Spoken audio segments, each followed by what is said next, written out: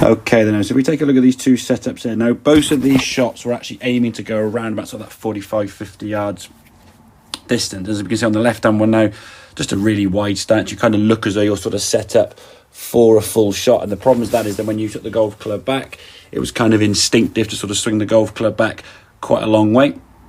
And as you can see now, as you take the golf club back in this sort of first part of the swing, that club now is pretty much getting to sort of full length of back. So, the problem is there, once you've created that much power in the swing itself, you've now got to start decelerating or quitting or taking power out of the shot, basically. So as you come back into the golf ball now, there's your impact position of the ball, just about sort of leaving the club face. Hands are behind the golf ball here now, a bit sort of scoopy and dropping in with that right side, and then sort of trying to sort of decelerate and hold through. And if you accelerate through, as in this case, you might get a shot that goes a bit too far, and then what will happen is the first couple of shots you do that, then you'll start trying to take power off by quitting on, as we said, or decelerating.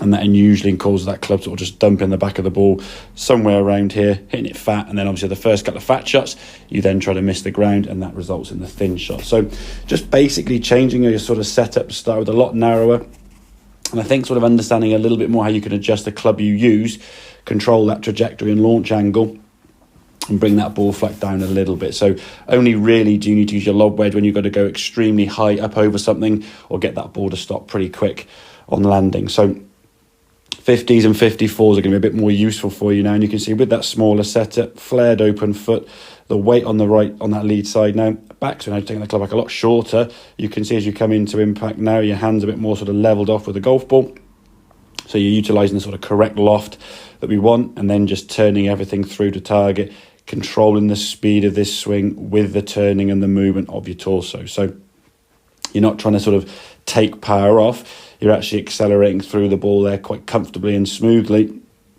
to that finish. And as we saw sort of towards the end of the session, you're sort of really getting dialed in there with those 40, 60, 80 yard shots as you needed to. So work on those different club choices. I think try to get used to using a little bit less loft. Like I say, there's usually a sort of club we would suggest would be the best club, and then if you went one more or one less, you wouldn't be too far away. So for example, if it was going to be a pitching wedge shot, whether you chose a 50 or a 9-9, the results would be fairly good. If it's supposed to be a 54, you could choose a 60 or a 50. So try to get somewhere in and around that kind of club choice, so you start varying the club rather than sort of a go-to and putting the ball up too high. So hope that all makes sense. Any questions, obviously give me a shout. Have a great time on your stag do up in Liverpool with Corey, and I will see you guys soon. Cheers, mate.